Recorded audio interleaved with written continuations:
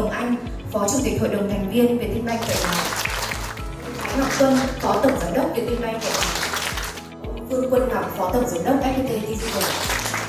Trần Tuấn Anh Nghĩa, Phó Tổng Giám đốc Bay.vn.